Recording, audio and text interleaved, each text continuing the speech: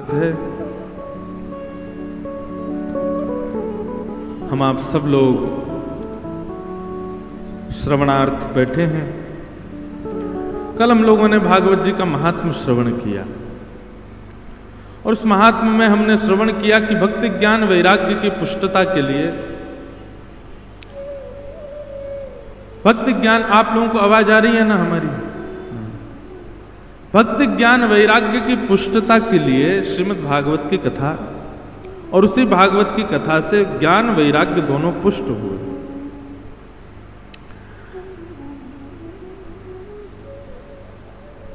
सूत जी महाराज सौनकादि ऋषियों से प्रश्न करते हैं,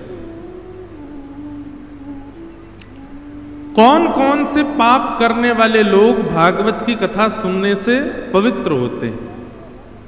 दुनिया में ऐसे कौन कौन से पाप हैं जिनको करने वाला व्यक्ति यदि कथा में आकर के बैठे तो कथा उसको पवित्र करती है? तब महात्मा में कहते हैं, ये मानवा पाप कृतस्तु सर्वदा सदा दुराचार रता विमार्गगा क्रोधाग्निदग्धा कुटिलश्च कामिनः सप्ताह यज्ञेन कलौ पुनन्ति ते। ये मानवा पाप कृतस्तु सर्वदा सदा दुराचार रता विमार्गगा क्रोधाग्निदग्धा कुटिलश्च कामिनः सप्ताह यज्ञेन कलौ पुनन्ति ते। श्रीमद् भागवत जी कितनी कृपालु हैं, ठाकुर जी कितने दयालु हैं। संसार में यदि कोई आपके साथ गलत करे तो आप उसको बख्शते नहीं, जीवन निकल जाता है, मृत्यु को प्राप्त हो जाते हो, फिर भी आप उसको क्षमा नहीं करते। लेकिन यहां पर लिखा गया है कि आपने चाहे कितने भी बड़े पाप किए हों, आप भागवत जी की शरण में आ जाओ, पर इस संकल्प से आओ कि पुनः ऐसा नहीं करेंगे। इस संकल्प के साथ कथा में आओ। अच्छा, यह भी एक ही बार चलेगा, बहुत ध्यान से सुनिएगा। यह भी केवल एक बार ही चल सकता है कि आपसे कोई पाप हो गए और अनेक पाप हुए, उसके बाद आप कथा में आए तो कथा में आकर के आप संकल्पित हो जाओ कि अब आज के बाद ऐसा नहीं करेंगे, और आप कथा सुनो, कथा श्रवण करके जीवन में उतारना प्रारंभ करो। श्रीमद् भागवत जी आपको पवित्र बना देगी।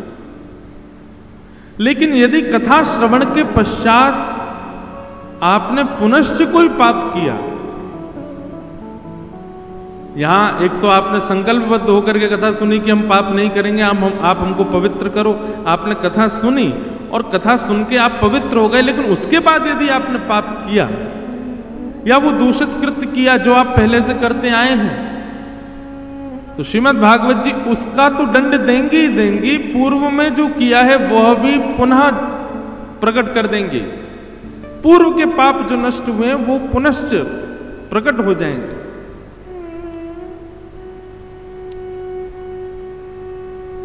एक बात बहुत ध्यान से सुनिएगा,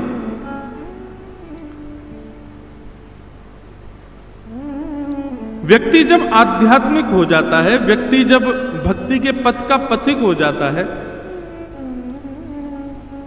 इसका मतलब क्या है कि उसके पूर्व के किए गए पाप या इस जन्म के हों, पूर्व जन्म के हों, पूर्व से पूर्व जन्म के हों, उन सबको समाप्त किया गया है, उन सबको अब कम कर दिया गया। या फिर ऐसा समझो कि बहुत विशाल थे, उनको सूक्ष्म कर दिया। पर वही आध्यात्मिक व्यक्ति, वही भक्ति पथिक व्यक्ति यदि पाप के मार्ग पर चला जाए भक्ति करने के बाद यदि पाप के मार्ग पर जाएगा, तो उसका जो पूर्व का पाप है वो भी दुगुन करके उसको दिया जाएगा। इसलिए वैष्णव को, भक्ति पथिक को बहुत ध्यानपूर्वक चलना चाहिए, उससे कोई पाप बन ना जाए। जो वैष्णव नहीं है, जो भक्ति पथिक नहीं है, वो पाप करते रहते हैं, उनके बढ़ते रहते हैं। तो इसका आप कहते हैं महाराज जी तो करते जा रहे हैं, इनके बढ़ते भी जा रहे हैं, इन पर कोई असर भी, आपको क्या पता असर क्या पड़ रहा है?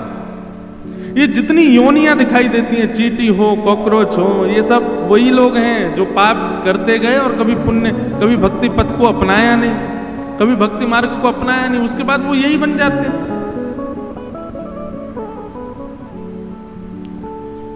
इसलिए ये मानवा पाप कृतस्तु सर्वदा सदा दुराचार रता विमार्गगा क्रोधाग्नि दग्धा कुटिलस्य कामिनः सप्ताह यज्ञेन कलौ पुनन्ति।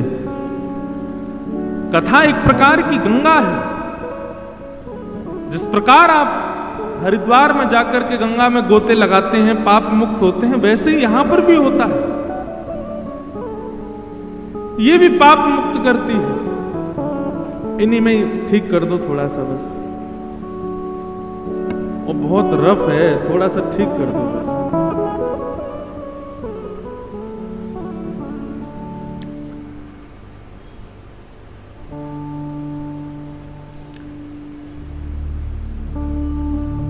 और अंत में आकर के ये बात कही, हमको ना पता है, सुनो, हमको आवाज वहां से आ रही है और इस वजह से हम समझ ही नहीं पा रहे हैं क्या बोल रहे हैं।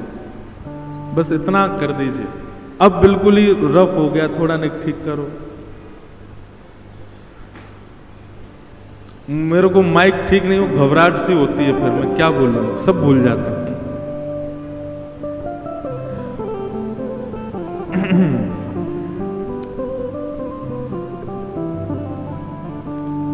बोलो वृंदावन बिहारी लाल की जय। बस अब ऐसे ही रहने दो। कहाँ था?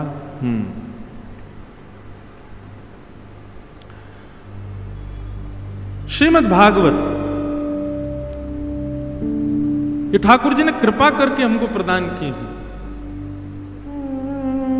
यहां पर लिखा गया है, ये मानवा पाप कृतस्तु सर्वदा, सारे पाप दुनिया। अच्छा देखिए, पाप कहते किसको हैं? माता पिता जिसकी आज्ञा ना देते हों, गुरुजन जिसकी आज्ञा ना देते हों, हमारे धर्म शास्त्र ग्रंथ जिसकी आज्ञा ना देते हों, उसी को पाप कहते हैं। जिसकी आज्ञा इन तीनों से नहीं है, वो सब पाप है। और पाप करने के बाद एक बदलाव आप अपने अंदर देखते हैं कि आप जैसे पहले थे वैसे आगे रहते नहीं है। थोड़ा सा बदलाव आपके स्वभाव में, आपके चिंतन में, आपके व्यवहार में, आपकी बोली चाली में आने लग जाता है। और वो बदलाव कैसा होता है? गलत बदलाव होता है। आप लोग अनुभव करते होंगे, पहले आपके अंदर ज्यादा दया थी, पहले सामान्य से व्यक्ति को देख करके आप भावुक हो जाते थे, पहले आपके अंदर करुणा ज्यादा थी, पहले आपके अंदर प्रेम ज्यादा था। अब धीरे धीरे वो बदलाव होने लगा है। अब दया थोड़ी कम हो गई है, अब करुणा कम हो गई है, अब प्रेम कम हो गया है, चतुराई बढ़ गई है। ये चतुराई बढ़ने लग जाए, समझो आपने पाप किया है। पाप के कारण व्यक्ति चतुर बनता है। राक्षस सारे चतुर थे, क्यों? और भक्त सारे सीधे। सबरी को देखो, कितनी सीधी। ध्रुव को देखो, प्रहलाद को देखो। जब हम भक्तों के बारे में सुनते हैं तो एक अलग सी शीतलता का अनुभव होता है, और जब हम राक्षसों के बारे में सुनते हैं तो चतुराई दिखाई देती है। वो कितने चतुर हैं, वो कितना बुद्धि का प्रयोग करते हैं। ये बात सदैव याद रखना, भक्त में और सामान्य मानव में ये अंतर होगा। भक्त सदैव हृदय से विचार करता है, और मानव जो होता है, चतुर व्यक्ति जो होता है, वो बुद्धि से विचार करता है, बुद्धि से विचार करता है।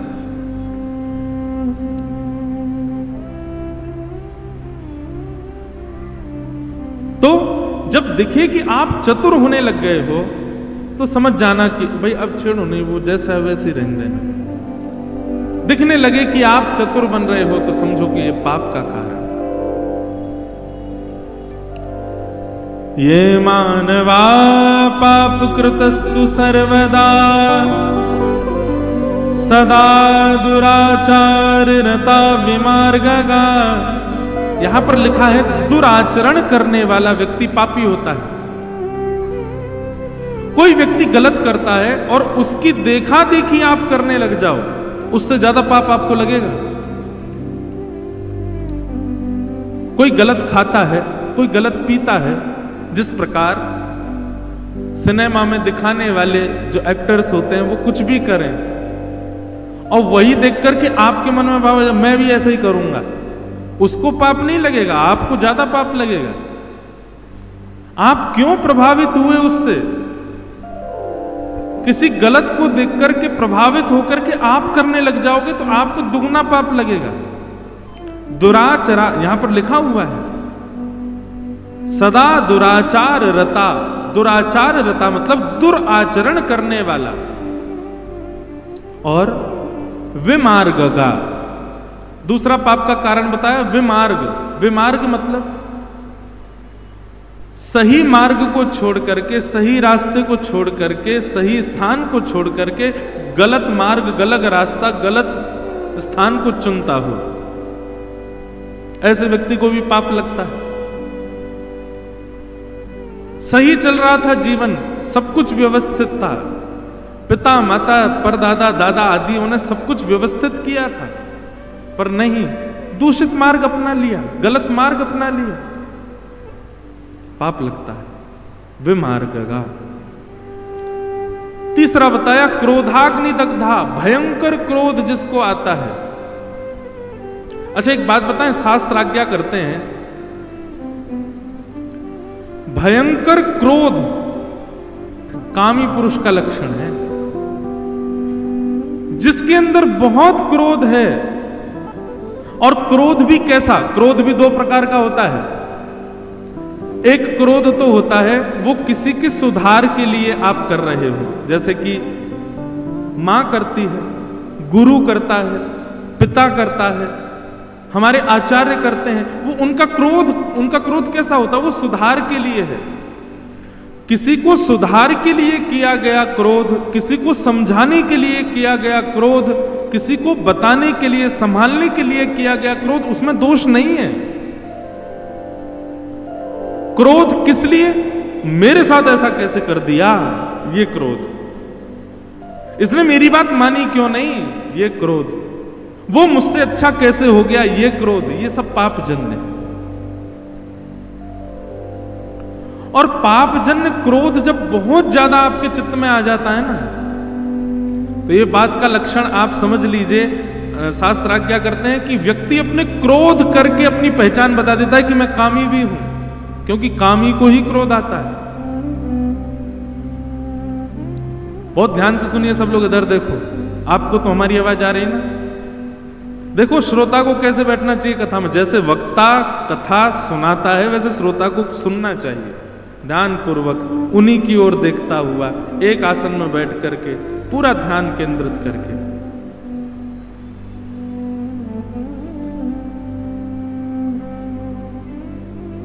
कामी व्यक्ति है तो निश्चित है क्रोध ही जरूर होगा।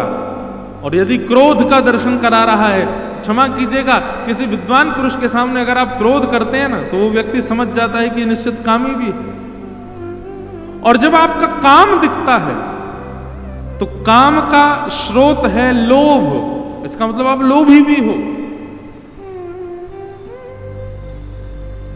गीता में एक श्लोक है, भगवान कृष्ण, वो जुड़वा श्लोक है, दो श्लोक एक साथ ही बोलते हैं। ध्यायतो विषयाम पुंसः संगस्तेषुपजायते, संजात संजायते कामः, कामात् क्रोधो विजायते, क्रोधात् भवति सम्मोहात्, सम्मोहात् स्मृति विभ्रम, स्मृति भ्रंशात् बुद्धिनाशो, बुद्धिनाशात् प्रणश्यति। बहुत ध्यान से सुनिएगा।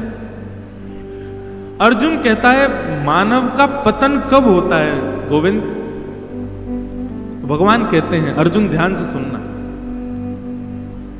मानव का पतन होना प्रारंभ होता है ध्यायतो विषयाम पुंस, जब वो विषय का बहुत ध्यान करने लग जाता है, उसी समय उसका पतन होना प्रारंभ हो जाता है। ये एक डायग्राम है, इसको कभी बनाइएगा अपने घर पर। ये श्लोक सबसे पहले ध्यायतो विषयाम पुंस, व्यक्ति विषय का ध्यान करता है। एक बार करेगा बच जाएगा, 2 बार करेगा बचने के चांसेस थोड़े कम होंगे, लेकिन तीसरी बार जब उसने विषय का ध्यान किया तो फिर उसको कोई नहीं बचा सकता। विषय का ध्यान करने से क्या होता है? अब विषय को आप कैसे लोगे? व्यासपीठ से तो मैं बस इतना ही कह सकूं, विषय मतलब कोई भोग भोगने का चिंतन करना। किया नहीं है आपने, भोग भोगा नहीं है, केवल आपने सोच लिया कि मुझे ये भोगना है, मुझे ये करना है। एक बार सोचा बच जाओगे, दूसरी बार सोचा चांस कम होंगे, तीसरी बार सोचा, तीसरी बार सोचने के बाद आप क्या करोगे? तो भगवान कहते हैं संगस्तेषु उपजायते। विषय का ध्यान करने के बाद दूसरे साइकिल बनेगी एक पूरी। दूसरी चीज आप क्या करोगे? उस विषय को भोगने के यत्न बनाओगे, योजनाएं बनाओगे। संगस्तेषु उपजायते, आप उसका संग करने का प्रयास करोगे, उसको भोगने का प्रयास करो। ध्यायतो विषयाम पुंसः संगस्तेषु उपजायते संजात संजायते कामः। संग से क्या होता है? बोले काम उत्पन्न होगा। आप जैसे ही उस विषय को भोग लोगे, विषय का भोग करते ही आपके चित्त में सूक्ष्म काम प्रकट हो जाएगा। संगात संजायते कामः, और जैसे ही काम चित्त में आएगा तो काम किसको जन्म देगा? तो सबसे पहले विषय का ध्यान, उसके बाद उसका भोगने की स्थिति, और जैसे ही भोग लोगे तो भोगते ही काम उत्पन्न होगा। काम उत्पन्न होते ही आपके अंदर क्या आएगा? बोले कामात क्रोधो विजायते, काम से क्रोध उत्पन्न होता है, काम से ही क्रोध आता है, बिना काम के क्रोध नहीं आ सकता। छोटे से बच्चे को देखो कभी, उसका क्रोध कैसा होता है? क्षणिक होता है। और क्षणिक नहीं भी, अगर बहुत क्रोध आ भी रहा है तो बहुत सामान्य सी चीज पर वो खुश हो जाएगा।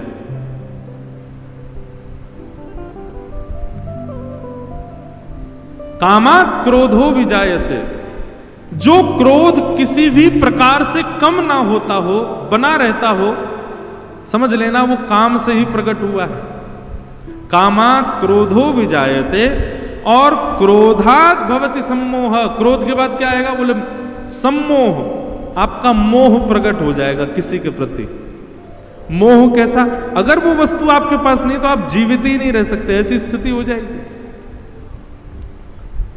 सम्मोह, क्रोध से मोह जन्म ले। ठाकुर जी से इतना तो प्रेत को भी बाध्य होना पड़ेगा आपसे, आपको ठाकुर जी से मिलवाने के लिए। तो यदि कभी प्रेत मिल जाए तो विचलित मत होना, दुखी मत होना। ठाकुर जी सब जगह इच्छा एक ही है ना, भगवत प्राप्ति। देखो प्रेत दिखने पर भय कब लगता है? प्रेत क्या, कई बार तो मानवों से भय लग जाता है। जब संसारी इच्छाओं से युक्त व्यक्ति होता है वो भयभीत ही रहता है, पर भगवत प्राप्ति की भावना जिसके चित्त में होती है ना, वो भयभीत नहीं होता, उसके चित्त में ज्यादा भय नहीं होता है, वो सदा प्रसन्न रहता है, क्योंकि उसके मन में एक ही कामना है, एक ही भावना है। हे मनमोहन तुझे रिझाऊं,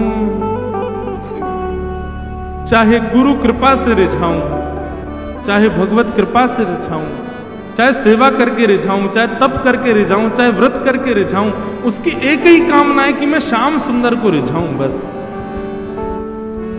मनमोहन तुझे रिझाऊं, ओ तोहे नित नए लाड लड़ाऊं, बसा कर नए लड़ाऊं, तोहे नित नए लाड कैसे बसा कर नैनन में, छिपा कर नैनन में, बसा कर नैनन में, छिपा कर नैनन में, बसा कर नैनन में, छिपा कर नैनन में, बसा कर नैनन में, छिपा कर नैनन। श्री राधा रमण लाल की।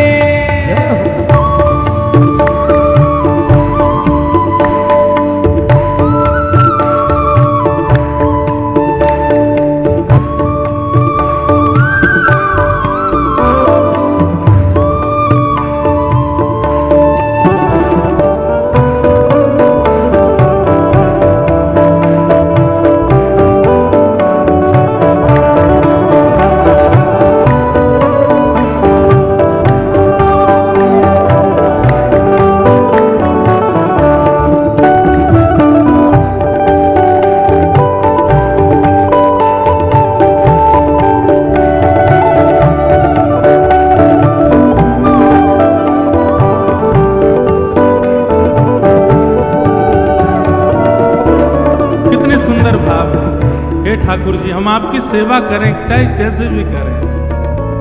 गीत बन जाऊं तेरी बांसुरी के स्वर का, इठलाती बल खाती पतली कमर का। गीत बन जाऊं तेरी बांसुरी के स्वर का, इठलाती बल खाती पतली कमर का। गीत बन जाऊं तेरी बांसुरी के स्वर का, इठलाती बल खाती पतली कमर। पीला पटका बन जाऊं, पीला पटका बन जाऊं, पीला पटका बन जाऊं, पीला पटका बन जाऊं। बसा कर नैनन में, छिपा कर नैनन में, बसा कर नैनन में, छिपा कर नैनन में। बसा कर नैनन में, छिपा कर नैनन में। बसा कर नैनन में, छिपा कर नैनन आओ हे मनमोहन तुझे रिझाऊं, मन मोहन तुझे रिझाऊं। ओ तोहे नित्य नए लाड लड़ाऊं, तोहे नित नए लाड लड़ाऊं। बसा कर नैनन में, छिपा कर नैनन में। बसा कर नैनन में, छिपा कर नैनन में। बसा कर नैनन में, छिपा कर नैनन में। बसा कर नैनन में, छिपा कर नैनन बोलो वृंदावन बिहारी लाल की।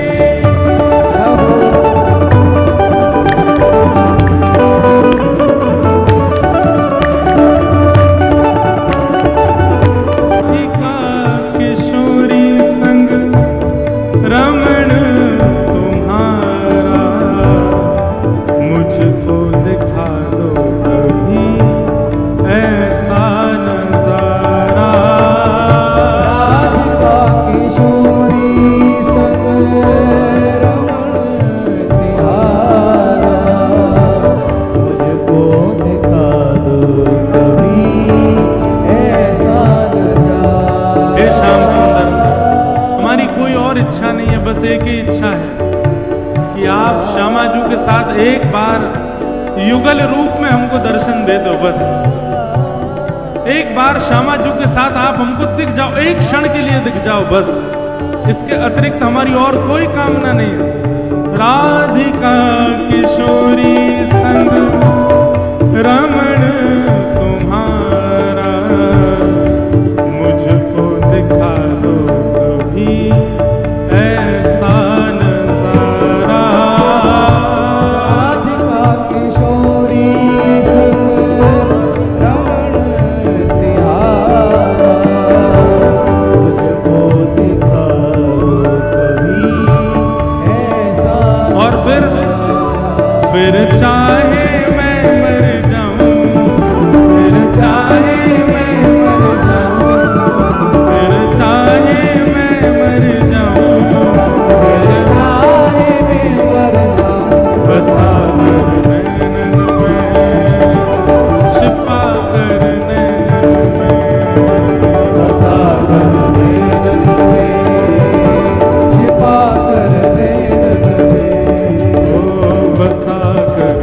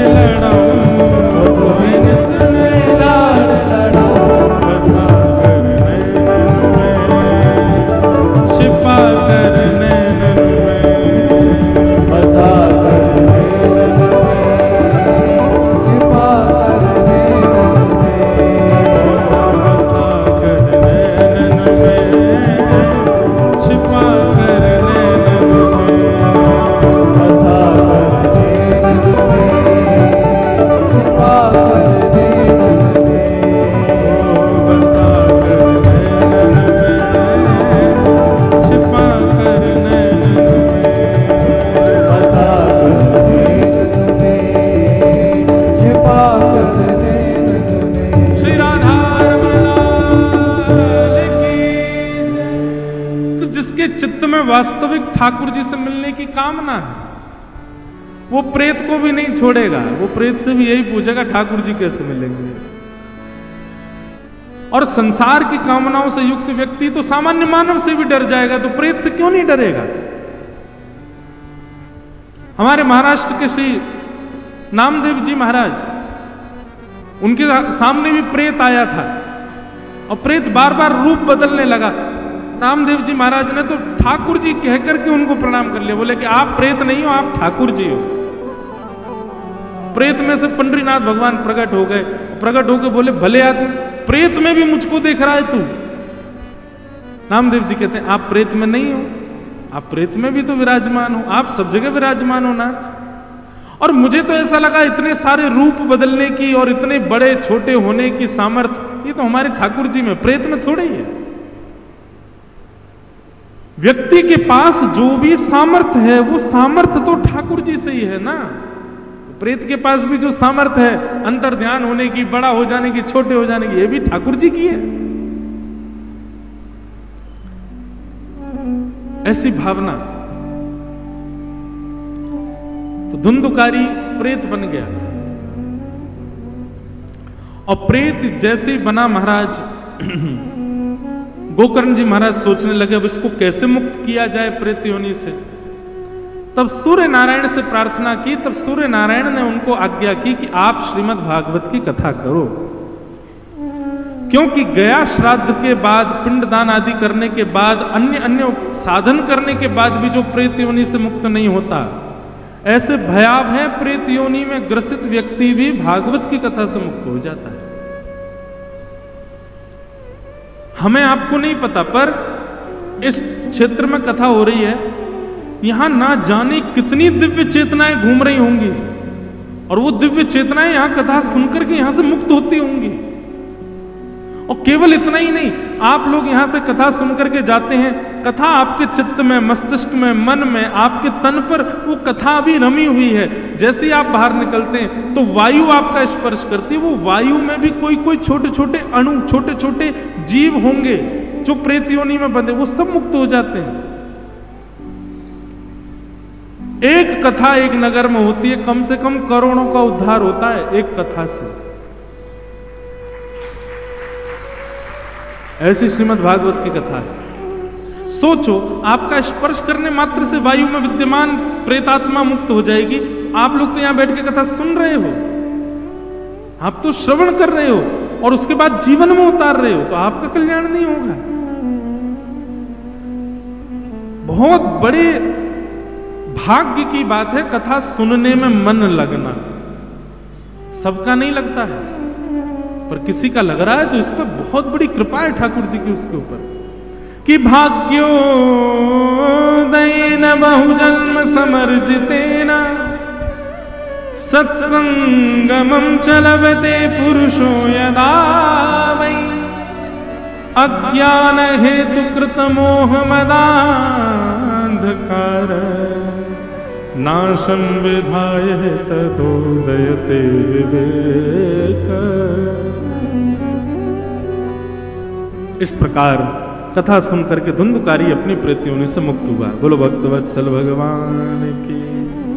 भागवत जी के प्रथम स्कंद का प्रथम श्लोक, 3 श्लोकों में मंगलाचरण है, उनको हम प्रणाम करें। सब लोग हाथ जोड़ के वंदन करो। श्रीमद् भागवत के प्रथम स्कंद में हम प्रवेश कर रहे हैं कि जन्माद्यस्य यतोऽन्वयादितरतश्चार्थे संविज्ञस्वराट् तेने ब्रह्म हृदय आदि कवये मुह्यन्ति यत्सूरयः तेजो वारि मृदां यथा विनिमयो यत्र त्रिसर्गो मृषा धाम्ना स्वेन सदा निरस्तकुहकं सत्यं परं धीमहि।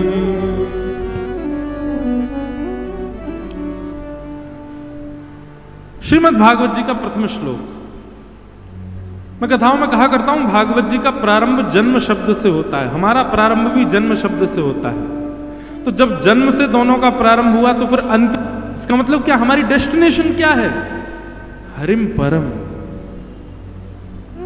हरि के चरणारविंद, श्री हरि की प्राप्ति, वही हमारी डेस्टिनेशन है। उसी को प्राप्त करने की पूरी योजनाएं बनाइए, जीवन पूरा उसी में ही लगाइए। उसके साथ साथ जीवित रहने के लिए, परिवार संभालने के लिए, संसार में व्यवहार देखने के लिए सब कुछ करो, पर मुख्य मूल उद्देश्य आपका क्या होना चाहिए? हरिम परम, मुझे हरि की प्राप्ति हो, मुझे वो प्राप्त हो, यही आपका मूल उद्देश्य होना चाहिए। ये भागवत जी से सीखा हमने। आप कहेंगे महाराज जी कैसे पता चले कि हरि के चरणारविंद कैसे प्राप्त हो? आओ भागवत जी के शरण में। जब भागवत जी इंडिकेशन दे रही हैं कि हरिम परम के चरणारविंद प्राप्त करने हैं, तो फिर मार्ग भी बताएंगे, आश्वासन भी देंगे, साधन भी बताएंगे, सब कुछ बताएंगे। भागवत जी शरण में तो आओ। हरिम परम, परम हरि के चरणारविंद, वही हमारा डेस्टिनेशन है, वही हमारा गंतव्य है, वही की यात्रा पर हम लोग सब चल रहे हैं। इसलिए भटकिए मत, और यदि भटक गए हैं तो अभी भी समय है, संभल जाइए। आज ही निश्चित कर लीजिए क्या पाना है? हरि के चरणारविंद, श्री हरि को प्राप्त करना है। और जब तक वह प्राप्त नहीं हो जाएंगे तब तक मुझे साधन करते रहने हैं, क्योंकि वो प्राप्त हो जाने के बाद फिर अन्य किसी वस्तु की प्राप्ति की इच्छा चित्त में रहेगी नहीं। और जिस दिन आप इच्छा निवृत्त हो जाओगे, जिस दिन आपके चित्त में कोई प्राप्ति की भावना नहीं होगी, उसी दिन मृत्यु भी आ जाए तो कोई चिंता नहीं। हरिम परम, उनके चरणारविंद। श्रीमद् भागवत के प्रथम श्लोक में बताया गया, द्वितीय श्लोक में विषय, अधिकारी, संबंध और प्रयोजन बताए गए।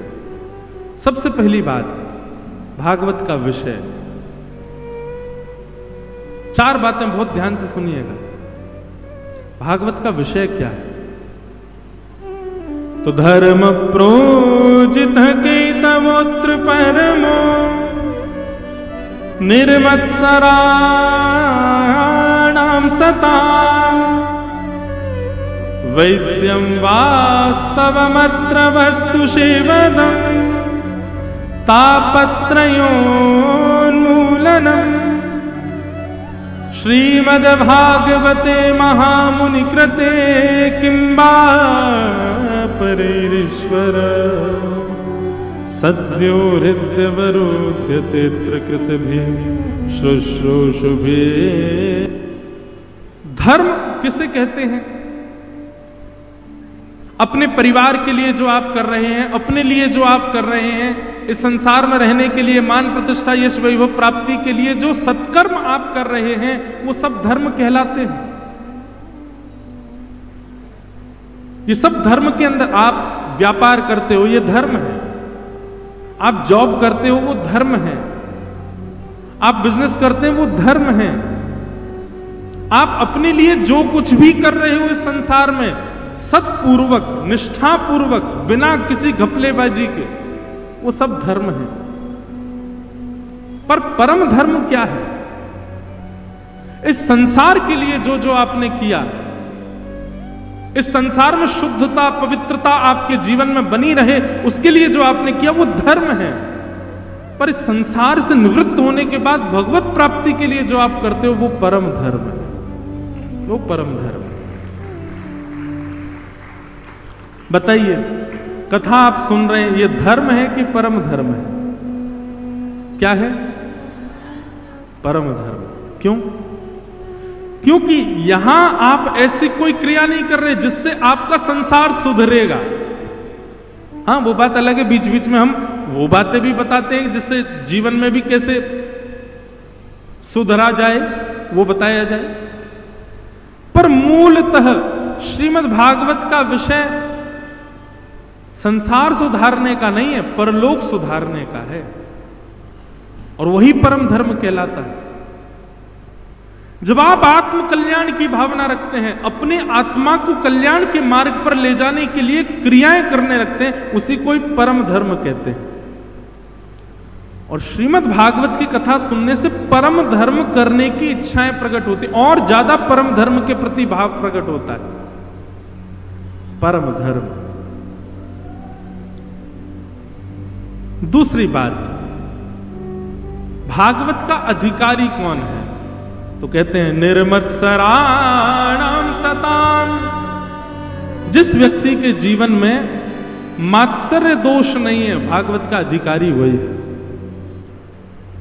कथा सुनकर के परम धर्म के मार्ग पर वही चल सकता है जिसके चित्त में मात्सर्य दोष नहीं होगा। मात्सर्य दोष किसको कहते हैं? किसी की सुंदरता को देख करके जलन होना, किसी की उपलब्धि को देख करके और महाराज परेशान हो जाना, किसी का बहुत सम्मान देख करके और उससे विचलित हो जाना, ये सब मात्सर्य दोष कहलाते हैं। मात्सर्य दोष का सीधा अर्थ ये होता है कि आप अपनी परेशानियों से परेशान नहीं हैं, दूसरे की प्रसन्नता से परेशान हैं। ये मात्सर्य दोष।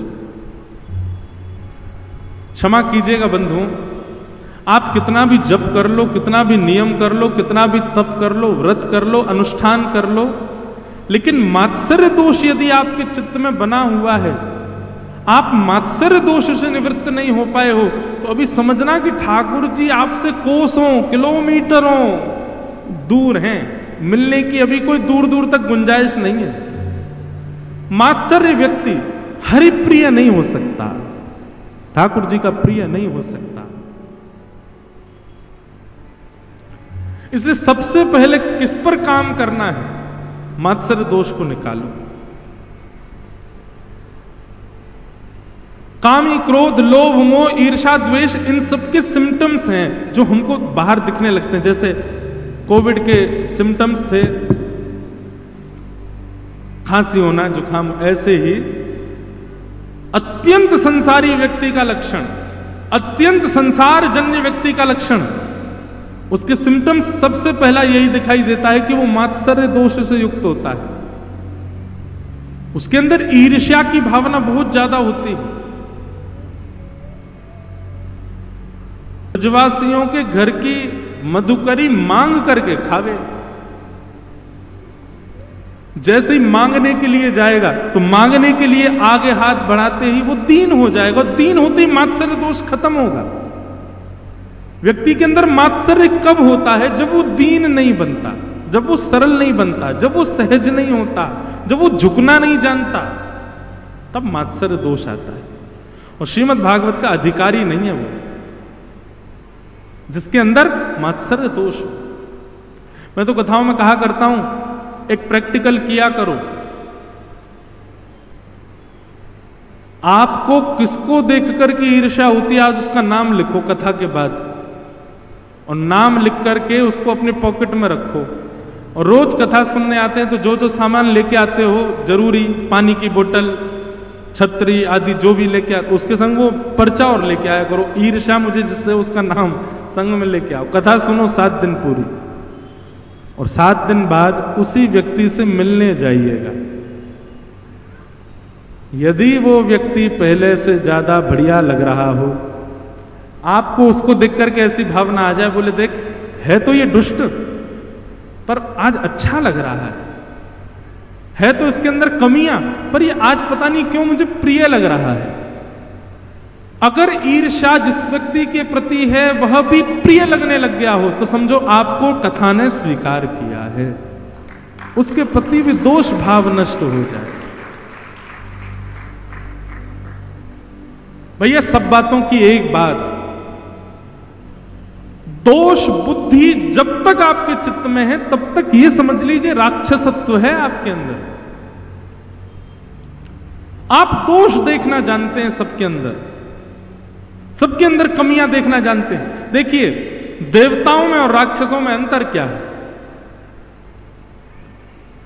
देवता उन्हें कहते हैं जो सबके अंदर गुण देखते हैं और खुद में दोष देखते हैं। सबके अंदर गुण का दर्शन कर रहे हैं, खुद में दोष का दर्शन कर रहे हैं। और दैत्य किसको कहते हैं? जो सब में दोष का दर्शन करे और खुद में गुण का दर्शन करे। मैं सबसे ज्यादा गुणवान। रावण को राम जी में भी दोष दिख रहा है, इसलिए तो राक्षस है। इसलिए इस संख्या के लोग जो सब में दोष ही दोष देखते रहते हैं, इसमें ये कमी, इसमें ये कमी। कई बार कई कथा में लोग होते हैं, वो कथा में सुनते हैं, तो कथा में वक्ता जब बताते हैं कि ये दुर्गुण है, ऐसा नहीं होना चाहिए, ये दुर्गुण, ये दोष से बचो, तो वो लोग अगल बगल वाले से कहते हैं, वो हमारे घर में एक व्यक्ति, उसके अंदर है ये दोष। अच्छा, तुमने खुद को देखा? दूसरों में क्यों? दोष सदा अपने अंदर देखो। सही बताऊं तो बंधुओं, ऐसी अपनी दृष्टि कर लो, सब गुणवान हैं, मैं ही एक अयोग्य हूं। बस जिस दिन आपके अंदर ये गुण आ गया ना कि मैं ही दुर्गुण युक्त हूं, मैं ही अयोग्य हूं, सब गुणवान हैं, ये बुद्धि आते ही आपके अंदर के मात्सर्य दोष खत्म हो जाएगा। सबके अंदर गुण देखो, सबके अंदर अच्छाइयों का दर्शन करो, अत्यंत उपेक्षित व्यक्ति को भी श्रेष्ठ मानो, सब में गुण का दर्शन। दोष दर्शन करने वाला व्यक्ति वो भागवत का अधिकारी नहीं है। निर्मत्सराणाम सताम।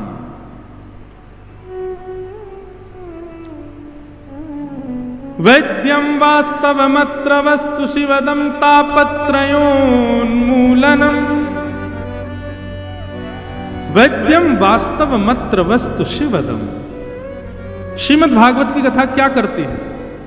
भागवत की कथा कराने के प्रयोजन, सुनने के प्रयोजन बहुत सारे हैं। आप सारे प्रयोजनों को छोड़ो, एक प्रयोजन पकड़ो बस। भागवत कथा कराने का, सुनने का, करने का केवल और केवल एक ही प्रयोजन है। क्या? ठाकुर जी से आपका संबंध। भागवत जी ठाकुर जी से आपका संबंध करा देती है, ठाकुर जी को आपका बना देती है। इसके अलावा भागवत आप अन्य अन्य साधनों से यदि सुन रहे हैं तो बहुत गलत कर रहे हैं। कथा केवल एक कार्य करेगी, यहां केवल एक भावना से बैठिए कि ठाकुर जी से मेरा कोई संबंध हो जाए, बस ठाकुर जी मेरे कुछ हो जाए, मेरा कोई नाता ना ठाकुर जी से हो जाए। इस भावना से आप कथा सुनो। आप 7वें दिन देखेंगे ठाकुर जी आपको अपने ही किसी संबंधी के रूप में दिखाई देने लग जाएंगे। और केवल संबंध कराने का काम भागवत जी नहीं करती हैं। आप कहो कि महाराज जी संबंध तो करा दिया, लेकिन ना कभी मिलना, ना कभी जुलना, ऐसे क्या संबंधी जो कभी मिले ही ना? नहीं, स्पष्ट लिखा शिवदम। श्रीमद् भागवत को कृष्ण संबंध हो, इस भावना से यदि कोई सुनेगा तो श्रीमद् भागवत जी पूरी जिम्मेवारी लेती हैं कि उसका कृष्ण से संबंध हो और उनका मिलाप भी हो। शिवदम, कल्याणकारी संबंध कराती हैं भागवत जी ठाकुर जी से। इसलिए हमारी प्रार्थना भैया, कथा भागवत ये कभी भी अन्य संसारी कामनाओं से मत सुनिए। इसके पीछे केवल एक ही उद्देश्य रखिए, कृष्ण प्राप्ति करम सस्वत, कृष्ण दर्शन लालसा। केवल ठाकुर जी के दर्शन की लालसा से कथा सुनो। यहां पर जो गुण बताए जा रहे हैं मानव को जीवन में लाने के लिए, वह गुण भी इसलिए लाने हैं ताकि उन गुणों से ठाकुर जी की प्राप्ति हो। जिन दोषों को त्यागने की बात की जा रही है, वह भी इसलिए की जा रही है कि उन दोषों को त्याग करके हम ठाकुर जी की प्राप्ति करें। यहां पर उद्देश्य केवल और केवल भगवत प्राप्ति रखो, उसके अतिरिक्त कोई कामना मत रखिए भागवत जी के प्रति।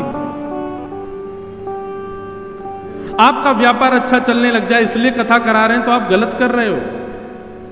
आपके घर में सुख समृद्धि हो जाए इसलिए आप कथा करा रहे हो तो आप गलत कर रहे हो।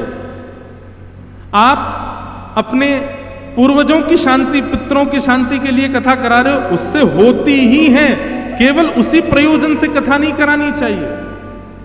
कथा तो केवल एक, केवल हम श्याम सुंदर के हो जाएं और श्याम सुंदर और आप श्याम सुंदर के हो गए। इतना बड़ा भाव, इतनी बड़ी अपॉर्चुनिटी मिली कथा सुनने की और उसके पीछे भी कामना हमने ज्ञान अर्जन की कर ली, उसके पीछे भी कामना हमने संसार के भोग विलासों की अर्जन की कर ली, उसके पीछे भी कामना हमने पुण्यों की कर ली। अरे भैया, दुनिया में जाकर के पुण्य करो, उन पुण्यों से सुख की कामना करो, पर कथा में सुनने से जो पुण्य मिलता है, इस पुण्य से तो केवल ठाकुर जी को मांगो। इस कथा के सुनने के बदले जो पुण्य मिला है, हे नाथ, इस पुण्य के बदले हमको श्याम सुंदर दे दो। इस कामना से कथा सुनो। स्पष्ट लिखा है, वैद्यम वास्तव मत्र वस्तु शिवदम। ठाकुर जी से संबंध कराने के लिए भागवत की कथा है।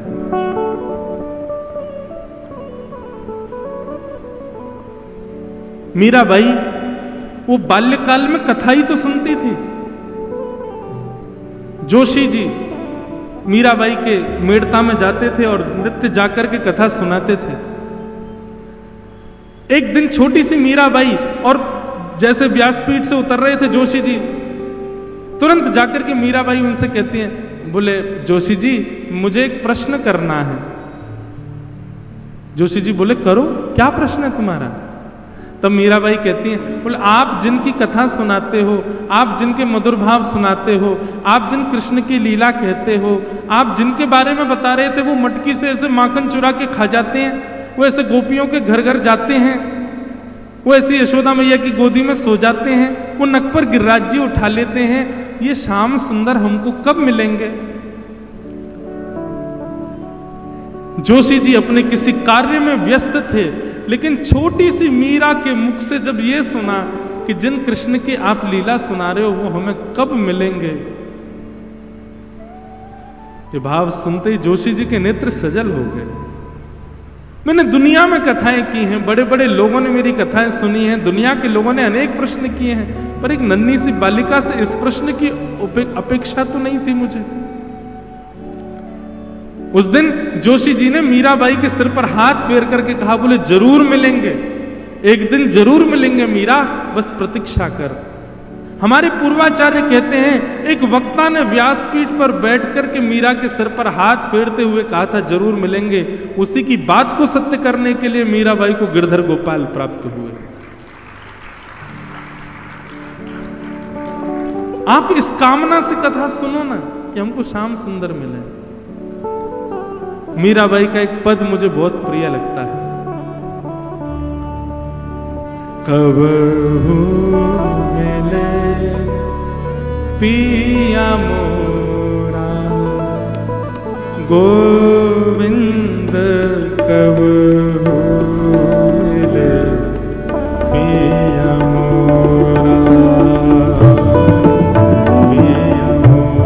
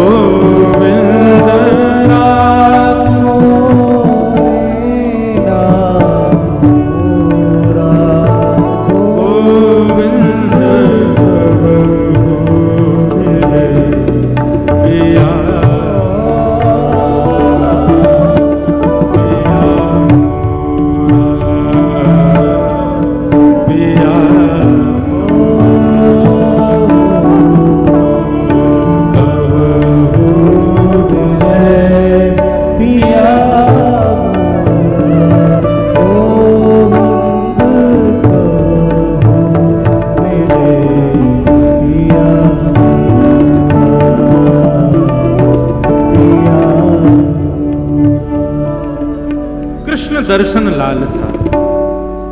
इस लालसा से कथा सुनो भैया।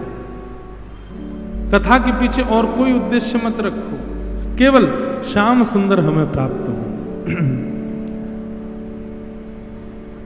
इस प्रकार 3 श्लोकों में भागवत जी का मंगलाचरण करते हुए यहां पर सौनकादि ऋषियों ने कुछ प्रश्न किए हैं और इन्हीं प्रश्नों का उत्तर देते हुए सूत जी महाराज अब यहां से कहना प्रारंभ करते हैं।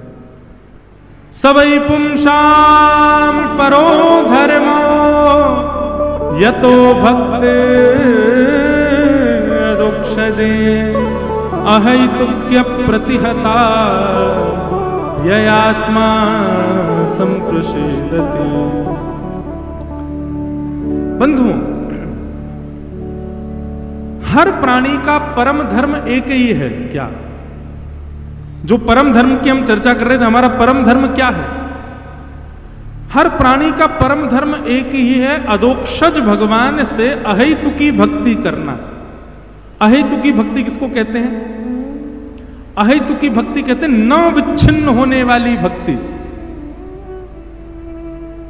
न विच्छिन्न होने वाली भक्ति मतलब चाहे कुछ हो जाए आपकी भक्ति नहीं टूट रही है, चाहे जो हो जाए, आप जिस प्रेम में हैं, जिस भाव में हैं, वो प्रेम और वो भाव वो सदा वैसा ही बना रहे ठाकुर जी के प्रति। हमारी भक्ति कैसी है? फ्लक्चुएटेड भक्ति है हमारी, कभी ज्यादा कभी कम, कभी मध्य, कभी डगमगाती रहती है। कभी तो इतनी भक्ति जगी आती है महाराज की और कुछ सुहाता ही नहीं, और कभी कभी इतने आलसी हो जाते हैं कि ठाकुर जी का नाम ही नहीं लिया, जाने कितने दिन हो गए। ये फ्लक्चुएशन जो है ना, ये भी बताता है कि हमारे ऊपर कलयुग का कितना प्रभाव है। एक रस एक सम। अच्छा एक बात बताएं आपको, नामापराध 10 नामापराध बताए गए हैं। उन अपराधों में एक अपराध यह भी बताया गया कि आप आज जितना प्रेम करते हैं ठाकुर जी से, कल भी यदि उतना ही करते हो तो यह अपराध है। नहीं, आज जितना है कल उससे ज्यादा होना चाहिए, और कल जितना हो परसों उससे अधिक होना चाहिए। यदि आपका प्रेम जैसा आज है वैसा ही कल है, और जैसा कल है वैसा ही परसों हो, परसों तरसों थोड़ा कम और हो जाता, ये अपराध है। इसको नामापराध कहा गया। और ये अपराध का कारण क्या होता है पता है? ठाकुर जी की भक्ति में गिरावट होना, भावों में गिरावट होना, प्रेम में गिरावट होना, थोड़ा पहले से कम हो जाना, इसमें निश्चित ही किसी वैष्णव का अपराध है। आपने किसी वैष्णव का या तो हृदय दुखाया है, या मन से किसी के बारे में कुछ गलत सोचा है, कोई वैष्णव के बारे में। वैष्णव मतलब ठाकुर जी का। ठाकुर जी से प्रेम करने वाले के प्रति या तो आपने दुर्भावना मन में प्रकट करी है, या किसी को ऐसा कुछ बोल दिया है कि कोई अपने मन में रख करके बैठा है उस बात को, और वो वैष्णव है, इस वजह से आपकी भक्ति में गिरावट हो रही है। बहुत ध्यान से सुनिएगा, सावधानी से सुनिएगा बात को। ठाकुर जी के नाम जप में, ठाकुर जी की सेवा में, ठाकुर जी के प्रेम में ये फ्लक्चुएशन जो आता है, ये निश्चित ही किसी वैष्णव अन्य वैष्णव के अपराध से आता है। अब क्या करें? कई बार तो ऐसा होता है कि हमको पता ही नहीं। एक बार वृंदावन की घटना कि वृंदावन में एक महात्मा बैठ करके नेत्र बंद करके ध्यान कर रहे थे, ठाकुर जी की लीला का दर्शन कर रहे थे। तभी लीला में उनको जोर की हंसी आई। अब उनको तो हंसी आई लीला देख करके, लेकिन बाहर एक अपंग व्यक्ति था, उसको लगा ये मेरी अपंगता पे हंस रहे हैं। और जहां उसने सोचा कि मेरी अपंगता पे हंस रहे हैं, उसके चित्त में ठाकुर जी जो थे वो अंतर ध्यान हो गए। वो जिस लीला को देख के हंस रहा था, अचानक वो लीला गायब हो गई। खूब ढूंढा लेकिन ठाकुर जी नहीं मिले। तो जरूरी नहीं है आप जानबूझ करके किसी का अपराध करोगे तो ही आपकी भक्ति में गिरावट आएगी। जानबूझ के किया तो ऐसी गिरेगी भक्ति की उठ ही नहीं पाएगी। लेकिन अनजाने में आपने किसी का यदि हृदय दुखाया और उस व्यक्ति ने आपकी बात सुनकर के किसी का व्यक्ति हृदय जो है वो विचलित हो गया, निश्चित है अगले दिन आपका भजन में मन कम लगेगा, अगले दिन आपका कथा में मन कम लगेगा, अगले दिन आपका ठाकुर जी की सेवा में मन कम लगेगा।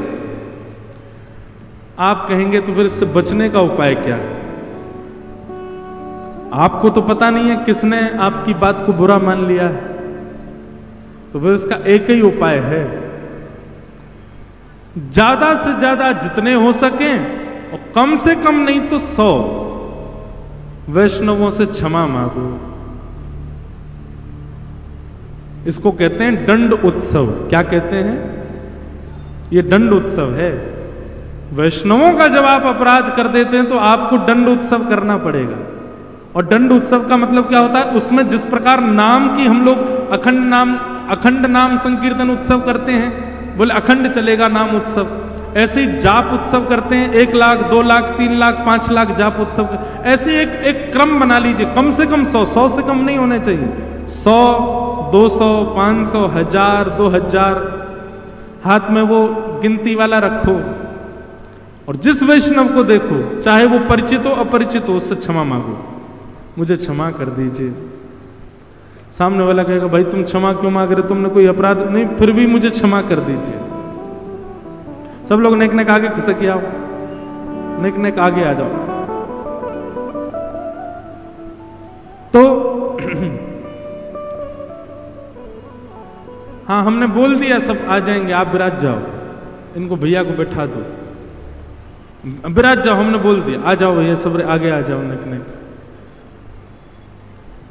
बोलो वृंदावन बिहारी लाल की जय।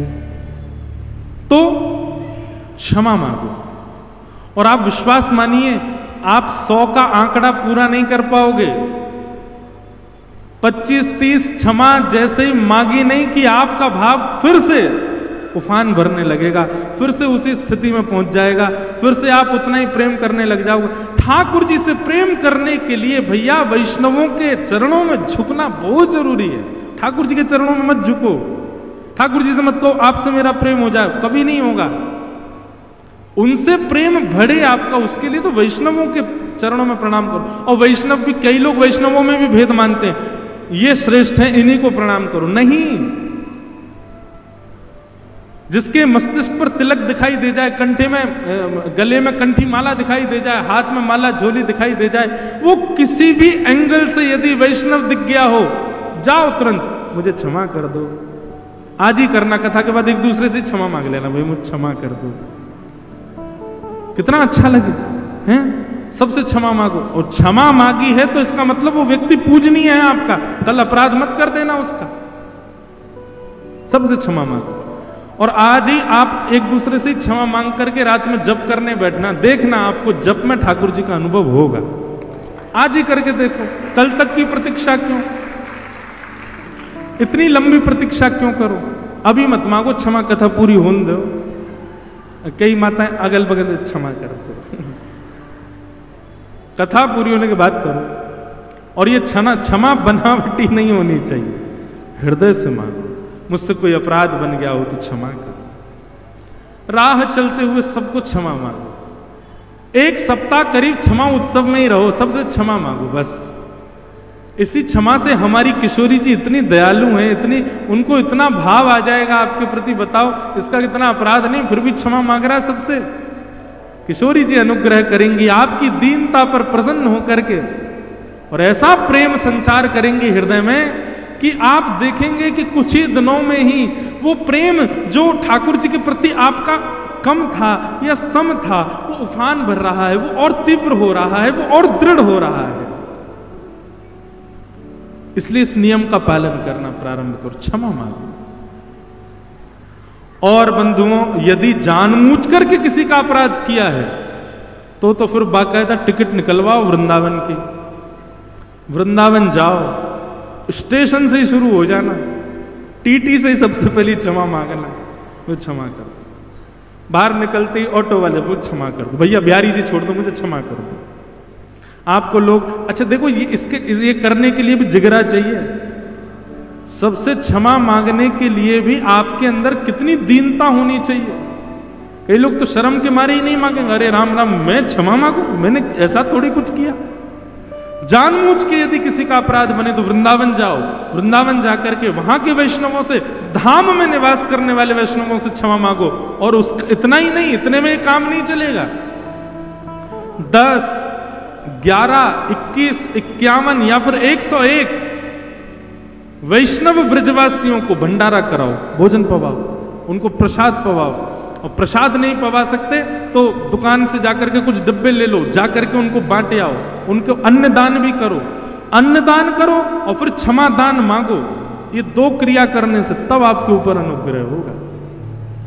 ये सब क्रिया किसके लिए बताई जा रही है? ताकि हमारा प्रेम बढ़े, ठाकुर जी से प्रेम बढ़े, ठाकुर जी के प्रति प्रेम बढ़े। ठाकुर जी के प्रति प्रेम बंधुओं बढ़कर के कम इसीलिए होता है क्योंकि हमने वैष्णव अपराध किया। बोलो भक्तवत्सल भगवान की जय। वैष्णवों का कभी अपराध मत करो।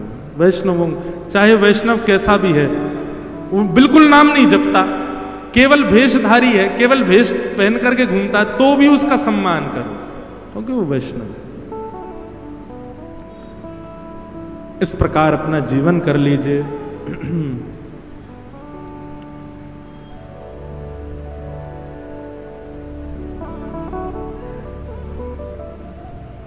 हम एक भाव गाते हैं। राधिका रानी जी, वृषभानु दुलारी जी, राधिका रानी जी, वृषभानु दुलारी जी।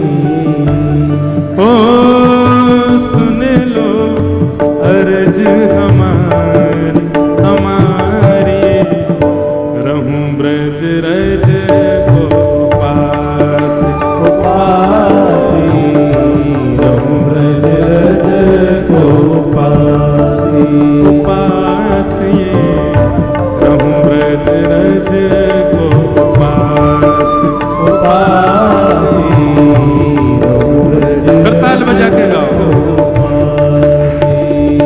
राधिका रानी जी, वृषभानु दुलारी जी, राधिका रानी जी, वृषभानु दुलारी जी। ओ सुन लो अरज हमारी, हमारी रहूं ब्रज रज को पास, पासी रहूं ब्रज रज को पासी। जैसे वृंदावन रसामृत पद श्री गिरधर लाल जी का है, वैसे ये पद भी लाल जी का ही है। इस पद को भी प्रकट श्री लाल जी ने किया है। इस पद में वृंदावन जाने वाले को प्रेम बढ़ाने के लिए क्या क्या करना चाहिए ये सब बताया गया है। सबसे पहली बात, मंगला उठ यमुना जी जाओ, मंगला उठ यमुना जी जाओ। वृंदावन में आप सब लोग वृंदावन आने वाले हैं, एक नियम अपनाइए। वृंदावन में मंगला में उठने का नियम रखो। जो भी कोई वृंदावन जाता, हमारी एक बात मानिए, वृंदावन में 3:30 पौने 4 बजे तक स्नान कर लीजिए सुबह सुबह, और उसके बाद निकल पड़िए वृंदावन की परिक्रमा में। और सुनिए, एक तरीका और बताऊं, हमारे श्री वृंदावन बिहारी लाल जी के गोस्वामी, उनका बताया हुआ एक सूत्र है, मैं आपको बता रहा हूं। उन्होंने कही, लाला काउदना 3 बजे उठ जाइए रात्रि में, और 3 बजे उठ करके स्नान करके और जमुना जी चलो जाइयो, और जमुना जी की धार जहां तक है ना, वहां किनारे किनारे घूमियो, बालू को दर्शन करते हुए, बालू जो मिट्टी है जमुना जी की, वहां को दर्शन करते हुए 1 दिन 2 दिन 4 दिन 10 दिन 15 दिन तू अनुभव करेगो। एक दिन तू को छोटे छोटे चरण चिन्ह दिखाई देंगे, समझ जाइयो श्यामा श्याम के चरण चिन्ह हैं। इसलिए भैया वृंदावन में एक नियम अपनाओ, मंगला में उठने का नियम रखो। और आप सब तो उल्लासनगर के सब जाओगे तो 3 बजे तक तो आपकी मौज ही चलनी है, तो 3 बजे मौज पूरी करके जमुना जी चले जाइए। सबसे पहले यमुना मंगला उठ यमुना जी जाओ, मंगला उठ यमुना जी। और उसके बाद श्री राधा वल्लभ के दर्शन पाओ, राधा वल्लभ के दर्शन पाओ, श्री राधा वल्लभ के दर्शन पाओ, राधा वल्लभ के दर्शन पाओ।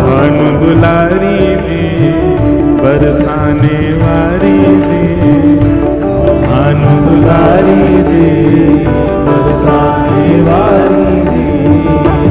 ओ सुन लो अर्ज हमारी हमारी, रहूं ब्रज रज को पास उपासी ब्रज रज को पासी। उपासी रहूं ब्रज रज को पास। उपासी ब्रज रज गाँव भाव से राधिका रानी जी विश्वभानु दुलारी जी, राधिका रानी जी दुलारी जी। ओ सुन लो अर्ज हमारी हमारी, रहूं ब्रज रज को पासी ब्रज रज को पासी। उपासी रहूं ब्रज रज को पास। उपासी ब्रज रज। बोलो विश्वभानु दुलारी की।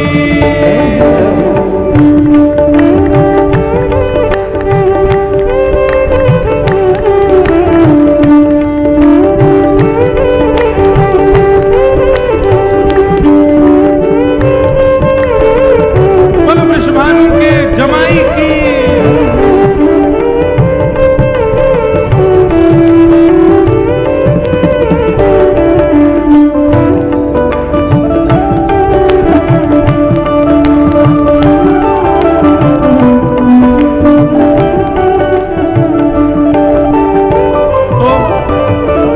मंगला उठ करके जमुना जी जाना है, राधा वल्लभ जी के दर्शन करने।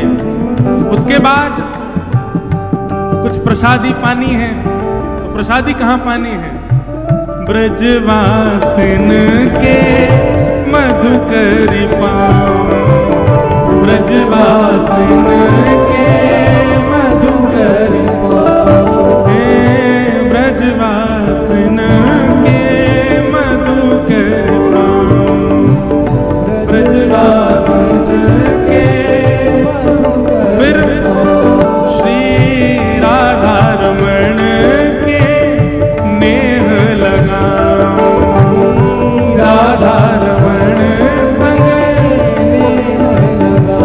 प्यारे, राधा रमण संग नेह लगाओ, राधा रमण संग। ऊंचे महलन वारी जी कीरत सुत प्यारी जी, ओ महलन वारी जी कीरत सुत प्यारी जी।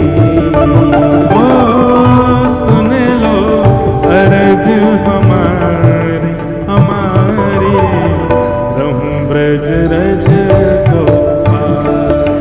उपासी ब्रज रज को पासी। हे उपासी रहूं ब्रज रज को पास।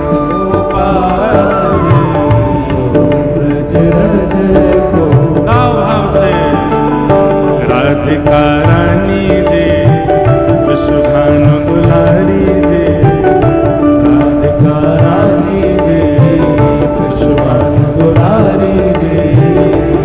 ओ सुन लो अर्ज हमारी हमारी, रहूं ब्रज रज को पास। उपासी ब्रज रज को पासी। हे उपासी रहूं ब्रज रज को पास।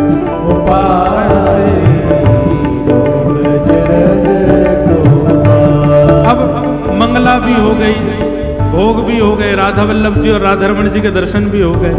अब तीसरी क्रिया क्या करनी है? वृंदावन में मंगला में उठना है, मधुकरी पानी है, और तीसरा काम जो विशेष है वृंदावन में वो क्या करना है? रसिक जनन की सेवा पाओ, रसिक जनन की सेवा। ओ ब्रजवासिन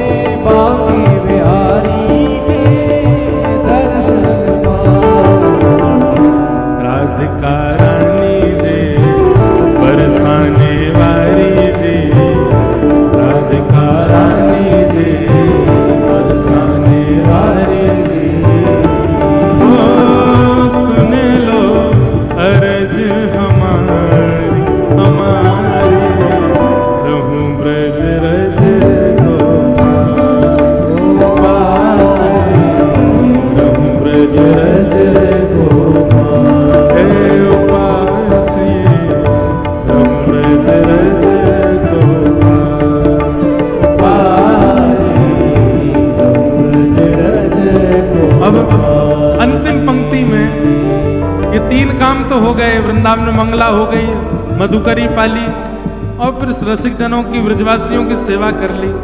अंतिम पंक्ति में एक अंतिम अभिलाषा और है, हे श्यामा जी एक कृपा कर दो। कहा गोवर्धन पर्वत पे राजो, गोवर्धन पर्वत पे राजो। हे श्यामा जी हम गिरिराज जी के दर्शन करें और वहीं गिरिराज पर्वत पर आप विराजमान हमको दिख जाओ।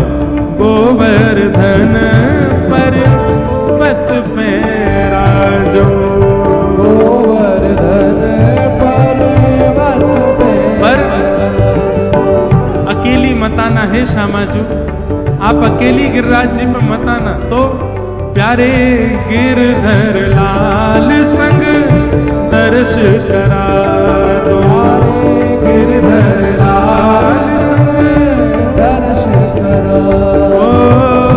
गोवर्धन पर्वत पे राजो, गोवर्धन पर्वत पर राजो। प्यारे गिरधर लाल संग दर्श करा दो। गिरधर लाल संग दर्श करा। कृष्ण मनोहारिणी जी अति सुकुमारी जी, कृष्ण मनोहारिणी जी अति सुकुमारी जी। ओ सुन लो अर्ज हमारी, हमारी रहूं ब्रज रज को ब्रज रज गोपाल। हे उपासी रहूं ब्रज रज को उपासी ब्रज रज गोपासी। हे मन भूल मत जइयो राधा रानी के चरण, मन बोल मत जइयो राधा रानी के चरण। मेरे मन भूल मत जइयो श्यामा प्यारी के चरण। बोल मत जइयो श्यामा प्यारी के चरण। ओ राधा रानी के चरण, महारानी के चरण, राधा रानी के चरण, महारानी के चरण। राधा रानी के चरण, श्यामा प्यारी के चरण। रानी के चरण, श्यामा प्यारी के चरण। मेरे मन भूल मत जइयो राधा रानी के चरण, मन भूल मत जइयो राधा रानी के चरण। मेरे मन भूल मत जइयो श्यामा प्यारी के चरण। भूल मत जइयो श्यामा प्यारी के चरण। हरि वृषभानु की किशोरी सुन गैया होते भोरी, वृषभानु की किशोरी सुन गैया भोरी। वृषभानु की किशोरी सुन गैया होते भोरी। विश्वभानु की किशोरी सुन गैया भोरी। ओ प्रीत जान के हूँ थोड़ी तोहे राखे की शरण, प्रीत जान के हूँ थोड़ी तुम्हें राखी शरण। मेरे मन भूल मत जइयो राधा रानी के चरण। भूल मत जइयो राधा रानी के चरण। मेरे मन भूल मत जइयो श्यामा प्यारी के चरण। भूल मत जइयो श्यामा प्यारी के चरण। जाहे